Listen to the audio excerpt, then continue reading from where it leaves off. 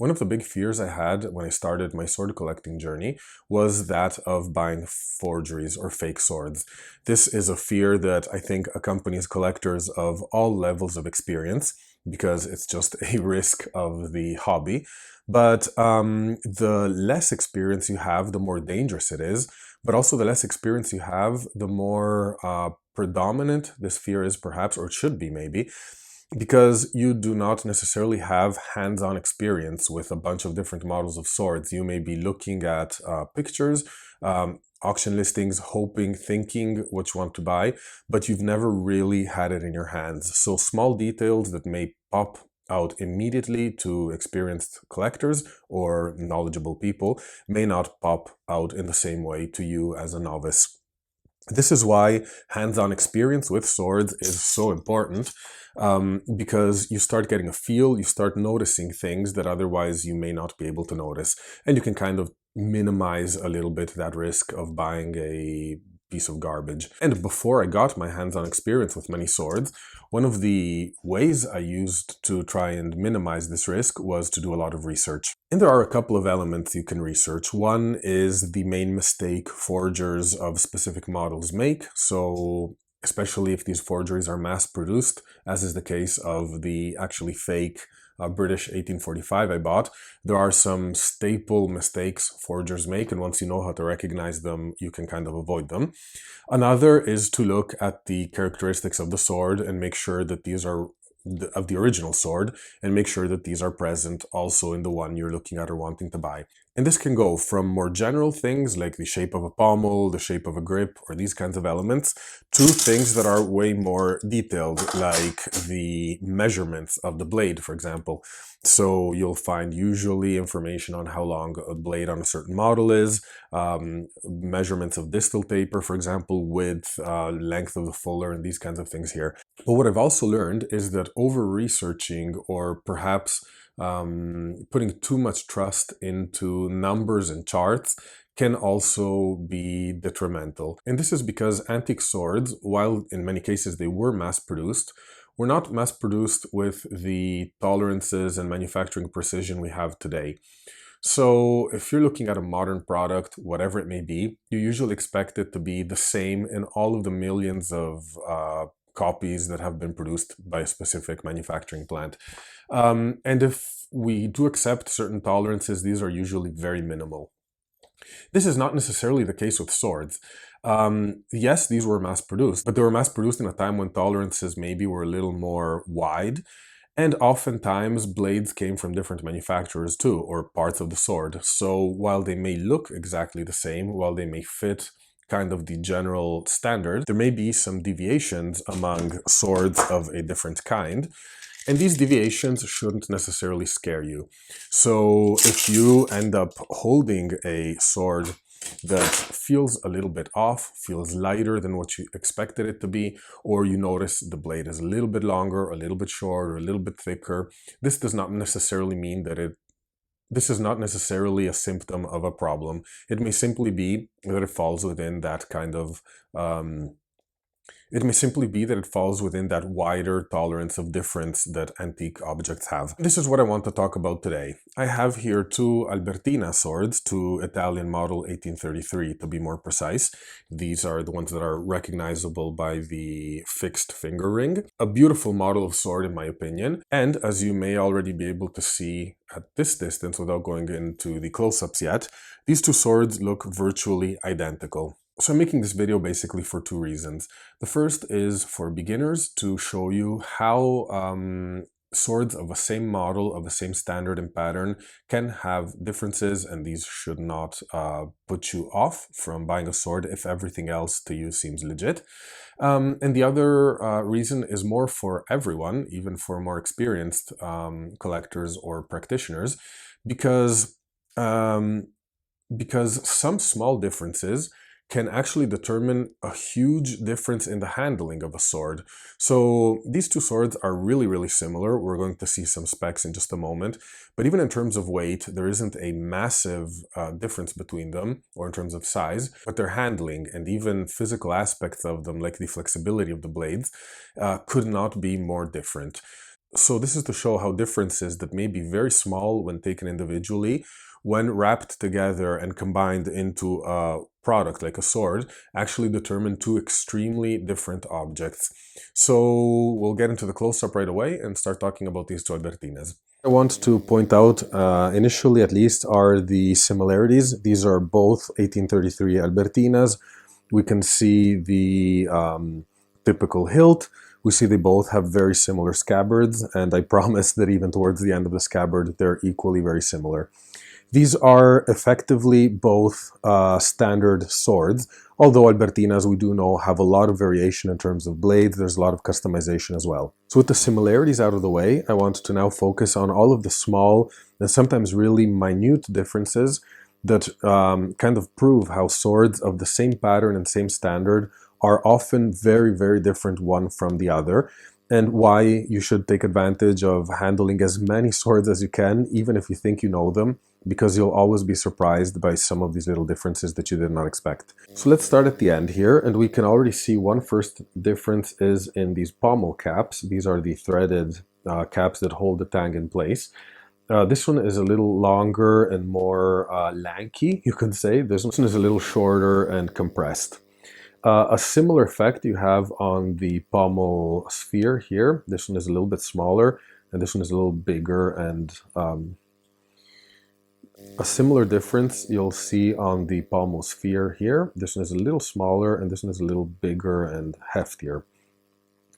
While we look at the knuckle guard, we'll also see a difference here. You'll see this one is thicker, a little bit more heavy than this, which actually makes it even more striking because while it's slightly thicker than this one, it's connected to a smaller pommel and a thinner pommel finial here, so it actually makes it look even thicker than it actually is. Moving on along the two hilts, we see that this grip has a very pronounced kind of conical double cone shape, let's say.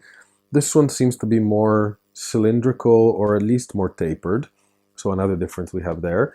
And then another striking difference, because this is the first difference that affects usability of the two swords, is in the finger rings here. You'll see this one is longer and more spacious, whereas this one is a little rounder. This one is a little more closer to the shape of certain thumb rings, for example, in older swords. In terms of usability, you can see that this one fits my two fingers really comfortably and easily. And this one also. But they do feel different. And perhaps they feel different even in a way that is counterintuitive, because perhaps this one feels more comfortable in that the extension of this ring further down actually means that this finger, unless it's well seated against the grip, rubs against the end here of the ring, whereas it does not here. These small differences, especially when compounded with all the differences we'll see in the blades later on, will effectively determine a different feeling when you're trying to use or handle this sword. If we raise them vertically here, we can take a look at the shell guard, and again we can see some differences here. This one is way thicker, whereas this one is really, really narrow. And the lip here, the ridge, goes kind of up to the end of the guard here, whereas here it stops earlier on. And we could already start speculating around these two hilts just based on what we've seen so far. For instance, is this sword made for a more slender hand because it's all more narrow and light? Or is it made for a bigger hand because it's more spacious, so it holds more room for a bigger hand? The thing is, we can't really answer these questions. Whatever our feelings are just that, basically, feelings and speculation. Still, it's very interesting to see how all of these small elements combined create two such different feeling hilts. And I mean, obviously, you can't feel them, unfortunately, but I can assure you that they feel quite different. Moving on to the scabbards. We can see superficially, again, they're quite similar. They're black, they have two retention rings each, but of course we see some differences here as well. The throat on this one is a little shorter, here it's a bit longer. The brass sections on this one are a little more elaborate. What's also interesting is if we move to the end here, to the chape, we'll see they're both quite similar, but if you look at this one on my right, you'll see that the drag has actually been substituted with a steel one at some point. What I think is more likely is that this drag was damaged at some point or overused by dragging across floors, for example, and was then substituted with a steel piece. However, the really interesting part of these swords comes when we look at the blades, because the blades are both very, very similar. Whereas you have a lot of Albertina blades that are customized, so they're completely different from what you would expect from the standard. These two both actually overall match the standard really well. Let's start from the ricasso. We have this little shoulder, which is kind of slanted here, so it goes from rather pronounced and then blends into basically at the spine. It's there's no step here anymore. And this is true for both, although the step is more pronounced on this sword than it is on this one, but we have a similar shape of ricasso. We have a very similar blade that kind of, for the first fifth, more or less, is straight flat, and then starts moving into a deep fuller that, let me show you here, that runs along the whole length of the blade until it separates into two thinner fullers with a thick median ridge towards the last fifth of the blade, and then ends in a spear tip.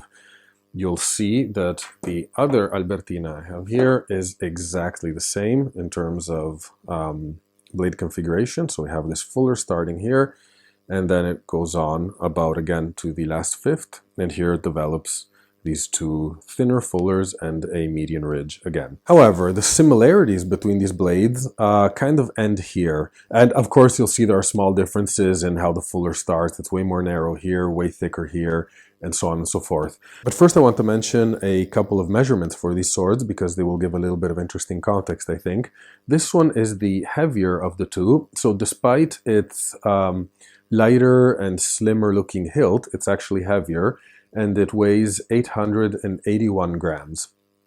This one, despite its heavier looking hilt, actually weighs 821 grams. So we have a difference of about 60 grams, which is really not that much. If we consider length, this one, which is the heavier of the two, is 95 centimeters long, whereas this one is 101 centimeters long.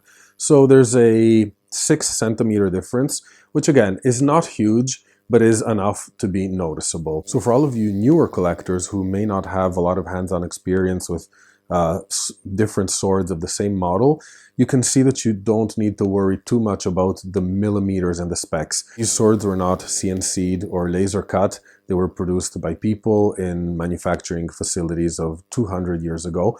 So differences are to be expected, and sometimes even quite striking differences, as you can see from these two swords. However, what is important about these small differences, I think, is how they all combine into making two completely different objects. So you may think that a 60-gram difference is not too much. You may think that a 6 centimeter difference in the length is not that crazy. You may think that these small differences in the loop and the shape of the quillin and everything don't make that much difference. But when you combine them all together, these are two very, very different swords. I'll start with the heavier one of the two and the shorter one, and just show you. So the feel on this one, unfortunately you can't really feel it, but it's very blade heavy. When I'm holding it, I constantly feel the pommel kind of pushing into my hand here and bringing it down this way, and I kind of need to constantly counter that weight by actively counter that weight, let's say. You will also see that this median ridge is really, really thick. You can see it, I hope you can see it, but it protrudes from the sides of the fullers and of the edge here. So this makes for a very stiff blade overall and tip, and you can see that because if I try bending, you'll see this is the kind of maximum flex this blade has, which is, I mean, it's there, but it's not much. If we look at this one, those 60 grams less, but also distributed on a longer blade, suddenly mean that the median ridge here is more almost of a, I'm not going to say decorative element because it still helps add stiffness, I suppose, but it does not protrude on the sides. It's the blade feels way more slender, and if you think about flex, you can actually see that this one flexes way, way more. This is actually a rather flexible blade for the kind of sword it is, in both directions, of course. And in terms of handling, this sword feels way more balanced. So, I mean, I still have to kind of actively hold it up because it's a rather long blade on a rather non-counterbalanced pommel here. So it does still tend to fall forwards, but not even close to what the previous Albertina does. So that was it. I hope this was useful. If you guys are interested in kind of differences in handling and feel, I may work on dynamic charts on these two just so you can kind of see a graphic representation of how different they are. And perhaps you can suggest some ways I can show it on video a little bit better. I can't think of any now in this setup. But if you want to see more of these two and their differences, just let me know. And in any case, I hope you enjoyed this video, and I'll see you soon in another sword video. Bye!